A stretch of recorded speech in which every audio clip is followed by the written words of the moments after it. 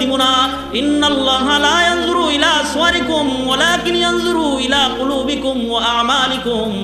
আল্লাহ কয় সুরত দেখা জান্নাত দিব না। আলা ইন্না ফিল জাসাদি লামুদগা ইযা সালুহাত সালুহাল জাসাদু কুল্লু ওয়া ইযা ফাসাদাত ফাসাদাল জাসাদু কুল্লু আলা ওয়া হিয়াল কলব। সুরত দেখা জান্নাত দিব না, কলিজা দেখা জান্নাত দিব। কলিজা, প্রত্যেকটা মানুষের দেহের ভিতরে কলিজা আছে, একটা গোশতের টুকরা আছে যার নাম হলো কলব। ওইটা দেখা দেখা জান্নাত বন্টন করা হবে, ওইটা দেখা দেখা বান্দার দাম বৃদ্ধি করা হবে। অঙ্গের সকল অঙ্গের বার্ধক্য আল্লাহ দিছে, দুর্বলতা দিছে। মুফাসসিরিনে কেরাম লেখে কলিজার বার্ধক্য আল্লাহ তাআলা দেয় নাই। এটা যত পুরান হয় তত শক্ত হয়। সুবহানাল্লাহ। এটা যত পুরাতন হয় এটা তত শক্তিশালী হয়, এটা যত বুড়া হয় তত শক্তিশালী হয়। দেখো না বেটা, ওই যে কিছু বুড়া মানুষ আছে, দিনের বেলায় লাঠি ভর দিয়ে দাঁড়াইতে হয়, মানুষ ধইরা দাঁড়াইতে হয়। তারপরেও আবার দেখা যায় তামাম দুনিয়া যখন ঘুমায় থাকে, ঠান্ডা পানি দিয়ে ওযু করে তাহাজ্জুদের নামাজে বুড়াটা দাঁড়ায় থাকে। আল্লাহর নামের কসম মেরে যুবক, এটা দেহের শক্তি নয়, এটা আল্লাহর মুহাব্বতের কলবের শক্তিতে দাঁড়ায় থাকে। এটা কলবের একটা শক্তি, এটা দুর্বল হয় না। এটা যত পুরান হয় এটা তত পাওয়ারফুল হয়, যত বুড়া হয় তত পাওয়ার বেশি হয়। এই জন্যে যে সকল বুড়ারা বুড়া বয়সেও তাদের কলিজা পাক করতে পারে নাই, ওদের বুড়া বয়সের কবিরা গুনাহগুলো আরো বেশি জঘন্য হয়। বুড়া বয়সে মানুষ গুনাহ করে, দেহ দুর্বল হয়, দেহের পাওয়ারে গুনাহ করে না, কলিজার পাওয়ারে গুনাহ করে। হাকিমুল উম্মত থানবী রাহমাতুল্লাহি আলাইহি বড় সুন্দর করে বলছেন, কলিজার মধ্যে 10টা দোষ রাখা যায়, 10টা গুণ রাখা যায়।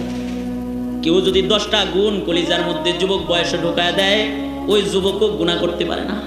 আল্লাহু আকবার, জোরে বলেন আল্লাহু আকবার। আল্লাহ, যুবক বয়সে যদি কলিজাটা ভালো বানায় ফেলায়, তাহলে যুবক বয়সেও গুনাহ করতে পারে না। আর যদি বুড়া বয়সেও কলিজাটা গুনার দৌড় দিয়ে বইরা রাখে, তাইলে বুড়া বয়সেও মসজিদে যাওয়া নসিব হয় না। বুড়া বয়সেও মসজিদের প্রথম কাতার ধরতে পারে না, বুড়া বয়সেও পর্দা করতে পারে না, বুড়া বয়সেও জেনা ছাড়তে পারে না, বুড়া বয়সেও মদ খাওয়া ছাড়তে পারে না, বুড়া বয়সেও তাস খেলা ছাড়তে পারে না, বুড়া বয়সেও সিনেমা দেখা ছাড়তে পারে না। আর যদি কলিজা ভালো হয়ে যায় তো ও বান্দা জওয়ান বয়সেও গুনাহ করতে পারে না।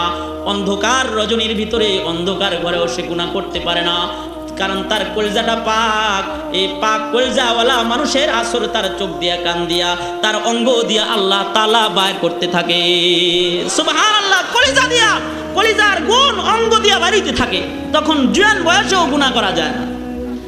আল্লাহ তাআলা ওই কথাটাই বলতেছেন, এই যুবক ভাইরা, তোমাকে আমাকে মাওলা বলতেছে, দেখো তোমার গাকে কত সুন্দর করে সাজাইলাম, দেহটা দুর্বল বানায় দিলাম, কিন্তু ইল্লা ইস্তিসনা করেছেন আল্লাহ। কয় কিছু বান্দাকে আমি দুর্বল বানাবো না। সুম্মা রাদাদনাহু আসফালা সাফিলিন। আসফাল সাফিলিন, একেবারে নিম্নের জাহান্নামে কিছু বান্দাকে দিব না। কিছু বান্দাকে দুর্বল বানাবো না, কিছু বান্দার চোখের পাওয়ার কমাবো না, কিছু বান্দার হাতের পাওয়ার কমাবো না, কিছু বান্দার জবানের পাওয়ার কমাবো না, কিছু বান্দার পায়ের পাওয়ার কমাবো না। তারা কারা? তারা কারা?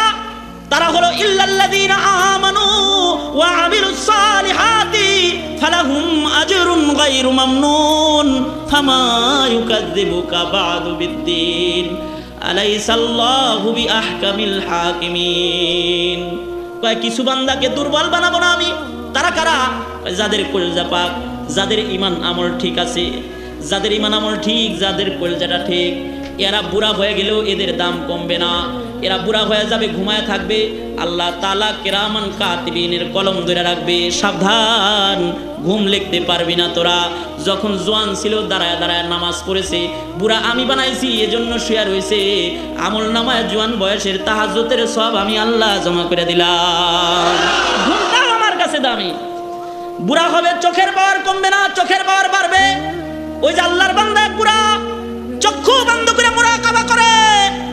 মুরাকাবা করে, তারপর কোরআন পড়া আরম্ভ করে দিয়েছে, অথচ হাফেজে কোরআন না, কোরআন পড়তেছে, সূরাতুল ফাতিহা থেকে তিলাওয়াত আরম্ভ করেছে, সূরা নাস পর্যন্ত তিলাওয়াত করেছে।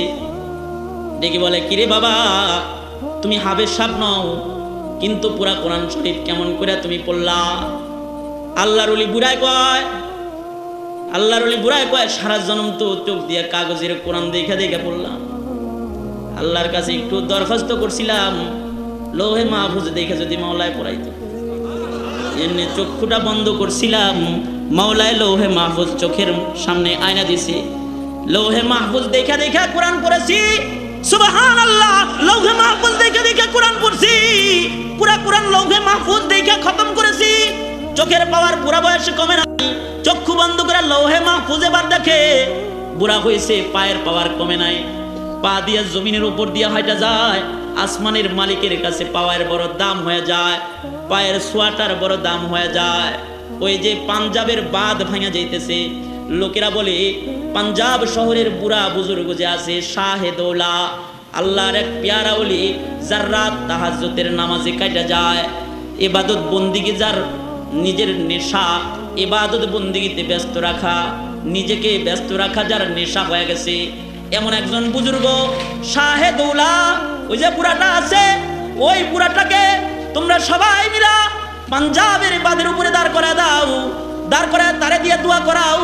সে যদি আল্লাহর কাছে কিছু চায়, হয়তোবা আল্লাহ তাআলা ওটা ফেরত দেবে না।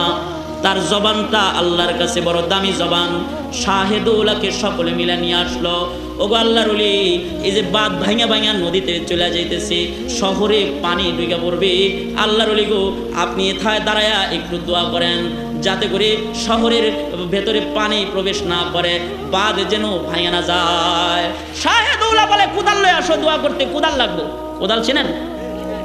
কোদাল লয়ে আইছে, কোদাল দিয়া মাটি কাইটা কাইটা নদীতে ফেলতেছে। কি আল্লাহর ওলি, আপনি আনলাম মাটি ভাঙ্গন থামাইতে, আপনি দিয়ে আরো কাইটা নদীতে ফেলান, পাইছেনটা কি? মিয়া, আল্লাহ তাআলার সাথে একাত্মতা ঘোষণা করলাম, জিধার মাওলা উধার শাহেদৌলা, আল্লাহ যেদিকে আমি ওই দিকে ওইটা দেখাই দিছি আর কি। সুবহানাল্লাহ, জিধার মাওলা উধার শাহেদৌলা, আল্লাহ তাআলা যেদিকে শাহেদৌলা ওইদিকে। জিহ্বাটা আল্লাহ তাআলার বিপক্ষে না যায়, হাতটাও আল্লাহর বিপক্ষে না যায়, এজন্য মাটি কাইটা নদীতে ফেলায়। রেজাবিল কাজা এত বেশি।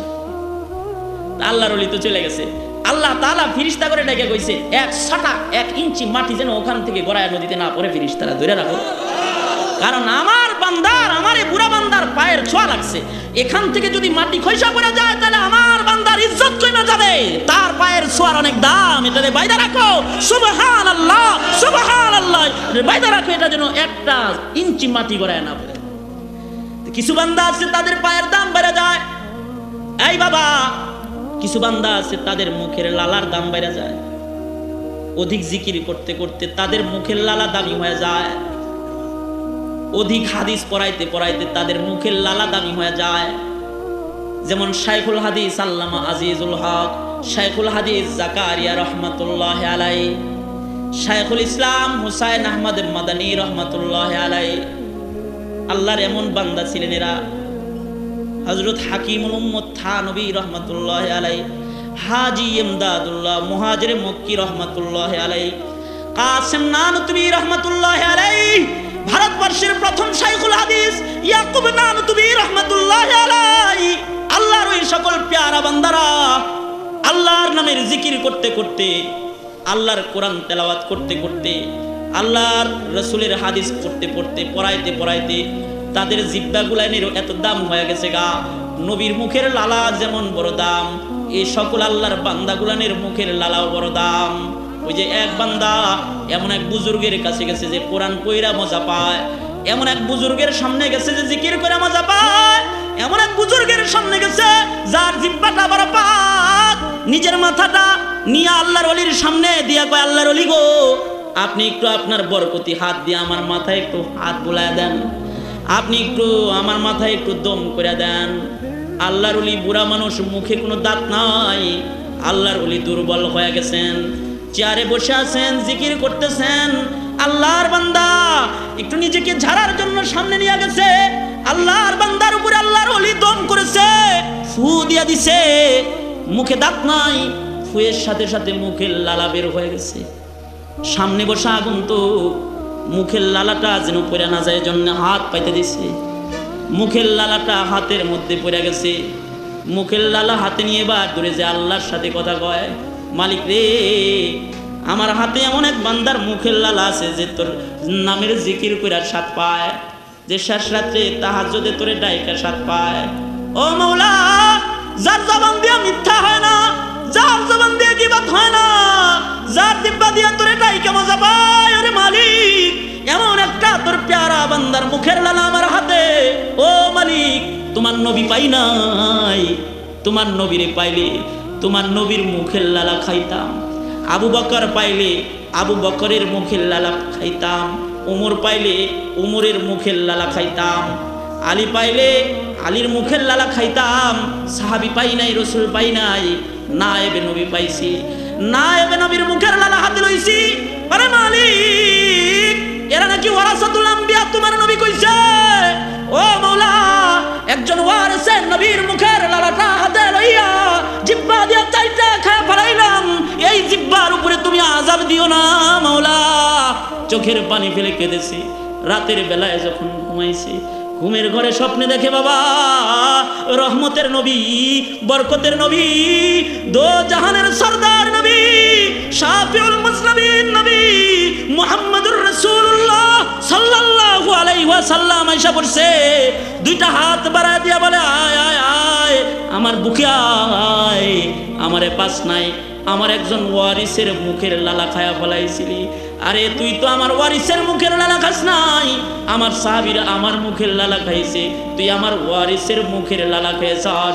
তুই ওয়ারিসের মুখের লালা খাস নাই, কেমন যেন তুই আমি পয়গম্বরের মুখের লালা খায়া ফলাইছ।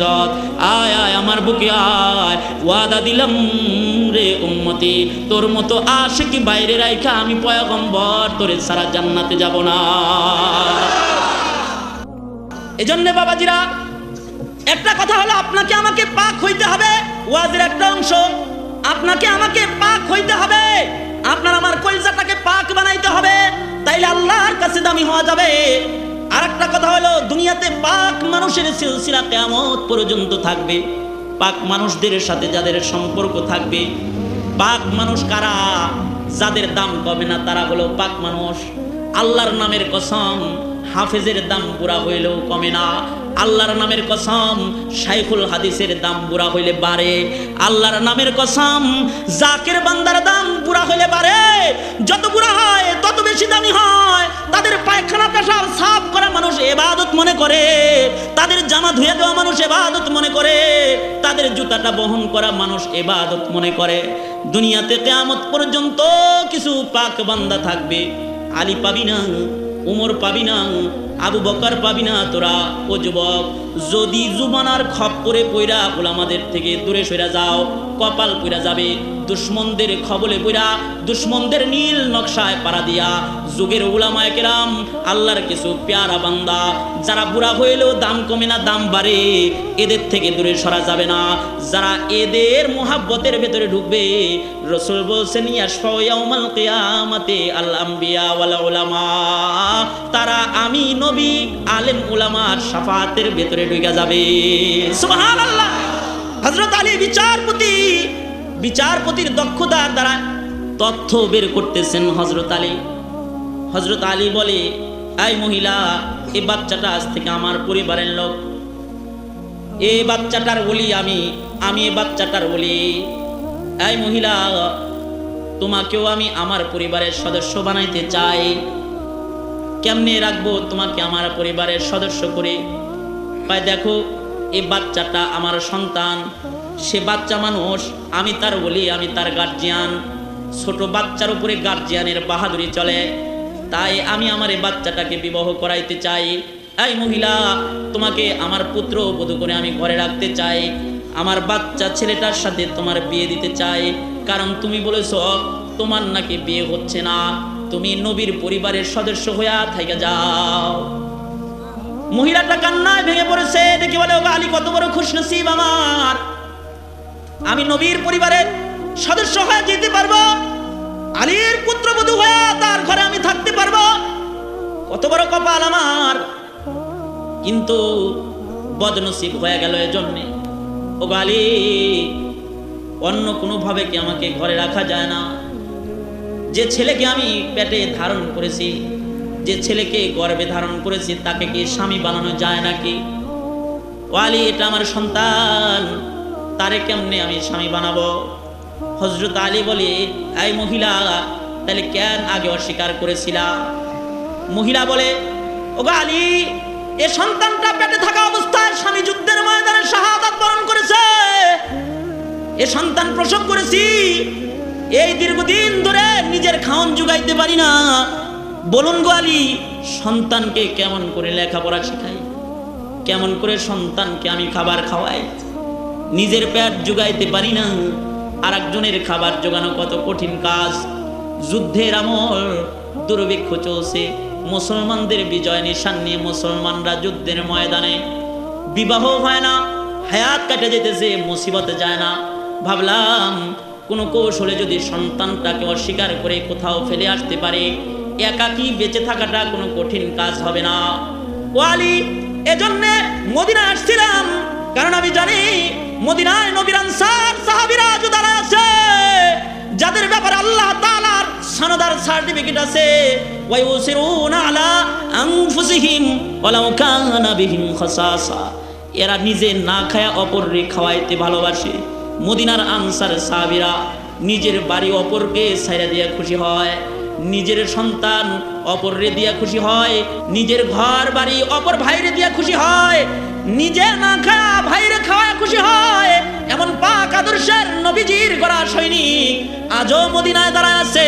ভাবলাম সন্তানটাকে যদি কোনো কৌশলে মদিনায় ফেলে আসতে পারে, তাইলে হয়তোবা মদিনার আনসার সাহাবীদের জমিনে, পয়গম্বরের পাক জমিনে, মদিনাতুল মুনাওয়ারাতে আমার সন্তান না খায়া থাকবে না। কেউ না কেউ আমার সন্তানটাকে সন্তান বানায় ঘরে তুলে নিয়ে যাবে। এই জন্যে কৌশলে মদিনায় রাখার চেষ্টা করেছিলাম।